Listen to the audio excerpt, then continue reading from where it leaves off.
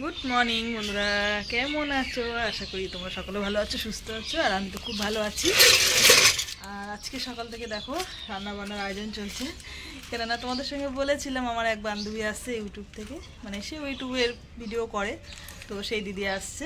তো সেই জন্য সকালবেলা উঠে সমস্ত বাসি কাজ ছেড়ে চলে এসেছি। আর আজকে রান্নাবান্না কিন্তু এখানেই হবে।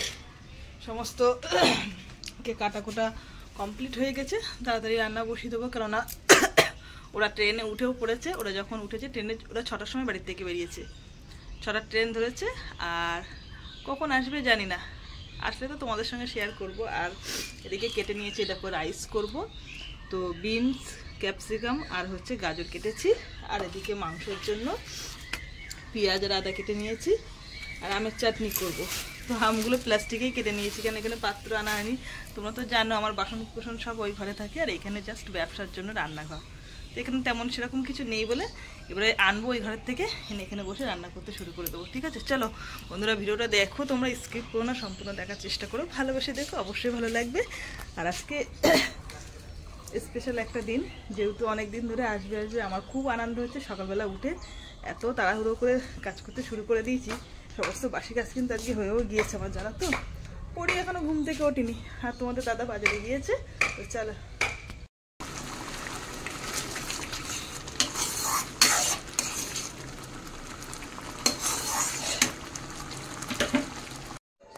তাড়াহুড়ো করে রান্নাটা বসিয়ে দিচ্ছি। ওদিকে তো চাটনি করছি ঘরের গ্যাসে, আর বাইরের বড় ওভেন আর গ্যাসে এখানে কিন্তু রাইস করব, তার জন্য জল বসিয়ে দিয়েছি। আর তোমাদের দাদা এখনো মাংস নিয়ে আসে, উঠতে পারিনি। তো আমি ভাবলাম আগে রাইসটা বানিয়ে নিই, আর ওরা কিন্তু চলেও আসবে।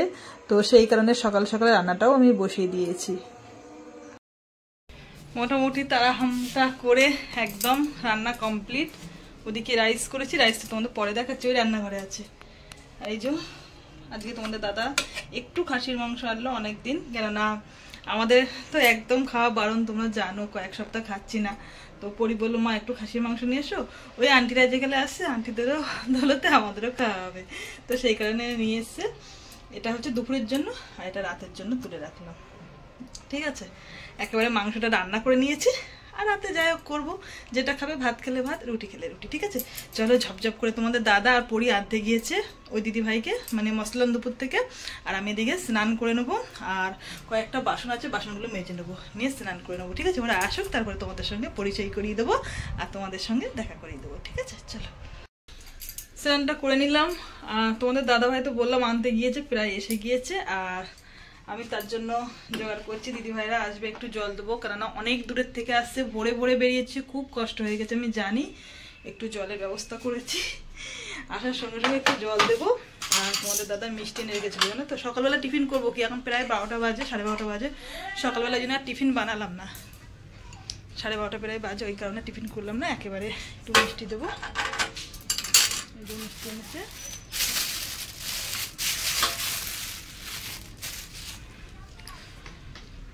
জল আর মিষ্টি দেবো, তারপরে দুপুরবেলা দেবো। একদম আমার রান্নাবান্না পুরো কমপ্লিট। এই দেখো রাইস করে রেখেছি, জল পড়ছে, দেখো ভাপে না জলটা বেরিয়ে গেছে, একদম গরম গরম চাপা দিয়েছি তো, ওই কারণে।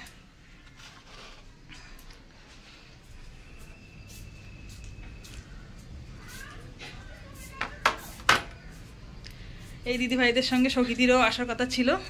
সখীদি, তুমি নিশ্চয়ই ভিডিওটা দেখছো, খুব মিস করছি, তুমি আসলে খুব ভালো লাগতো, আর একসঙ্গে খুব মজা হতো। আর রিনাদির আসার কথা ছিল, রিনাদি যদি ভিডিওটা দেখো অবশ্যই তোমার মনে পড়বে, তোমার ওই দিনকে আসার কথা ছিল, বেশ মজা হতো। তোমরা দুজনে আসলে না, মিস করছি খুব। ঠিক আছে, পরের দিন আসবে, পরের বার আসবে। ঠিক আছে, চলো। সকাল থেকে অপেক্ষা করার পর কিন্তু চলে আসলো সুলতাদি। তোমাদের দাদা তো আনতে গিয়েছিল। দাদা ভাই ভালো আছেন?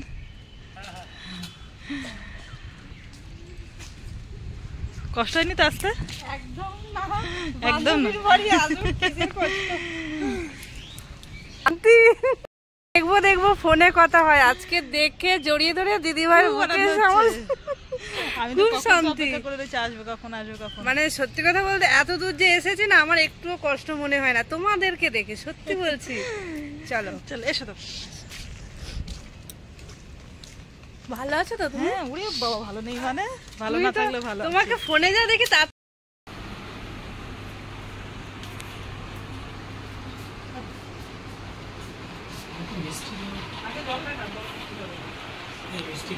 দিদি কই? কেন খাবে না ও মা? বলে খাবো খাও ও তো অত মিষ্টি কেন তাই না ও তো একটু আর পেটু আমার ওইসব মানি না আমি ভাবি সবসময় আমার রক্ত থেকে তোমরা আপন, ঠিক আছে? দুপুরে রান্না বান্না তো পুরো কমপ্লিট হয়ে গেছে সেই সকালবেলা। আর দিদিরা এসেছিল, অনেকক্ষণ ধরে গল্প করছি। আর এখন কিন্তু খাওয়া দাওয়ার জন্য প্লেট সাজাচ্ছি, ঠিক আছে? আর ও ভালো কথা তোমাদের সঙ্গে বলা হয়নি, এই যে দেখো দিদিরা আমাদের জন্য কি নিয়ে এসছে, জামরুল নিয়ে এসছে এই যে। আর জামুলটা এটাই রাখলে ঠাকুরের দেয়া যায়? হ্যাঁ দই রাখা হয়ে গেছে এটাতে, কি করবো বলো। আর দই নিয়ে এসেছে, আর এদিকে মিষ্টি নিয়ে এসেছে। মিষ্টিটা খুললাম না যেহেতু এক হাতে মাছ সালাদ হয়েছে, ঠিক আছে? চলো হ্যাঁ যদি এদিকে তো দিদি ভাইরা এসেছে, এদিকে আমি মিষ্টি টিষ্টি দোয়াদুয়ি করছি, আর মা এদিকে ঠাকুরের সেবা দিয়ে নিল। আর আজকে জগন্নাথের মাই সেবা দিয়েছে, মা প্রত্যেক দিনই দেয়, মাঝে মধ্যে আমি একটু দিই। তো তোমাদের দাদা বললো একটু জগন্নাথকে একটু দর্শন করে দিই সবাইকে, অনেকদিন পর কিন্তু জগন্নাথের দর্শন হলো। কি বলছেন মা?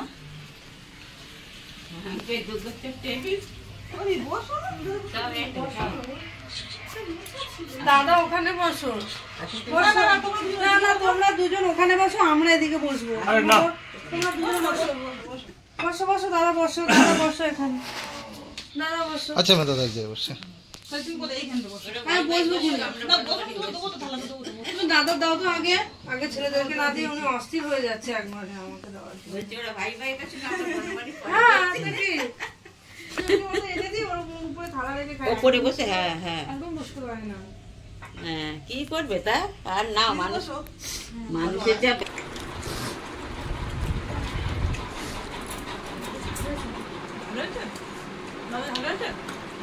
না হ্যাঁ উপরের মাইটা না ইয়ে হয়ে যায় কেমন। আমি বলেছি যে মানে লজিস খাবে না না ঝাল হয়নি তোমার? ও ঝাল খায় কিন্তু, ঠিক আছে?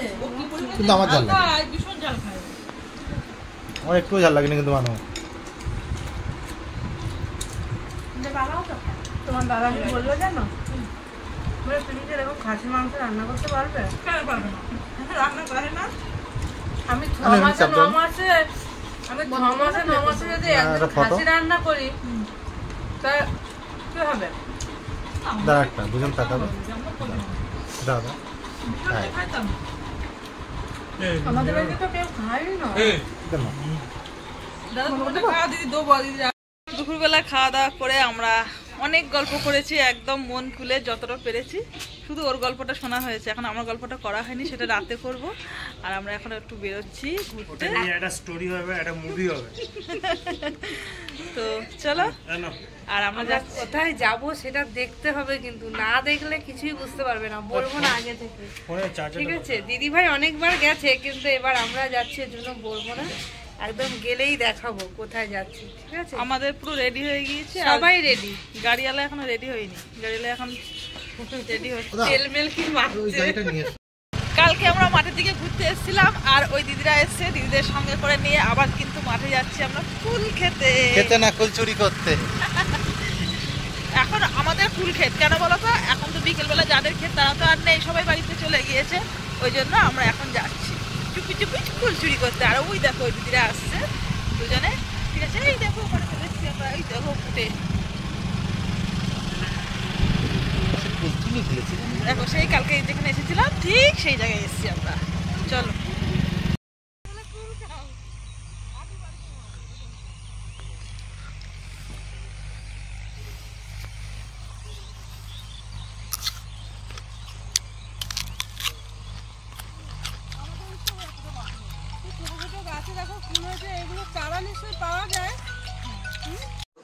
মাঠঘাট ঘুরে কুল টুল খেয়ে এসে আমরা এখন চলে এসেছি সন্ধ্যেবেলা একটু মার্কেটের দিকে।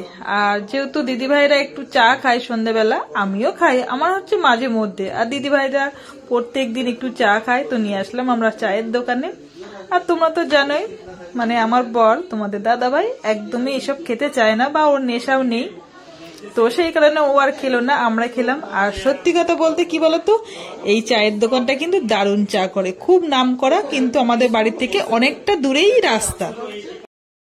সকাল থেকে অনেক গল্প করেছি, রাস্তায় বেরিয়েও আমাদের গল্পর শেষ নেই। এতদিন আমরা ফোনে ফোনে গল্প করতাম, আজকে সামনাসামনি আমাদের কথা আজ ফুরোচ্ছে না। সারাদিনের সংসারের গল্প, নিজেদের অনেক গল্প শেয়ার করছি। তো যাই হোক, বেশ ভালো লাগছে। তারপরেই আমরা মলে চলে এসেছি কেনাকাটা করতে। অনেকটা কেনাকাটা করেছি কিন্তু দিদি, আমরা না কিন্তু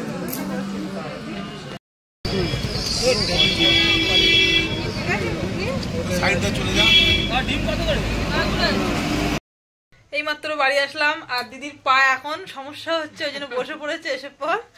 আর দাদা ভাই 5 ঘন্টা ঘুরেছে। হ্যাঁ 5 ঘন্টা ঘুরেছি আর এখন রাতে হচ্ছে শুধু ভাত করবো। বলবে তো চপ খাচ্ছে।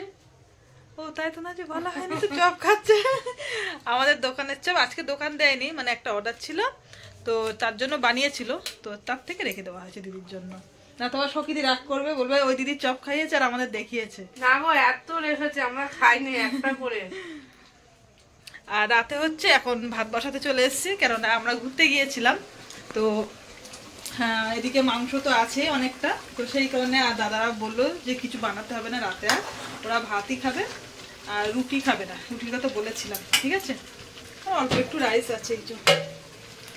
তো বন্ধুরা চলো, আজকে সারাদিনের ব্লগটা তোমাদের কেমন লাগলো অবশ্যই জানিয়ে, ভালো লাগলে পাশে থেকো। আর বুঝতেই পারছো বাড়ি এখন খুব আনন্দ, খুব মজা হচ্ছে। কালকে সকালে আবার নতুন করে ব্লগ শুরু করবো। আজকের মতন সবাইকে গুড নাইট, টাটা।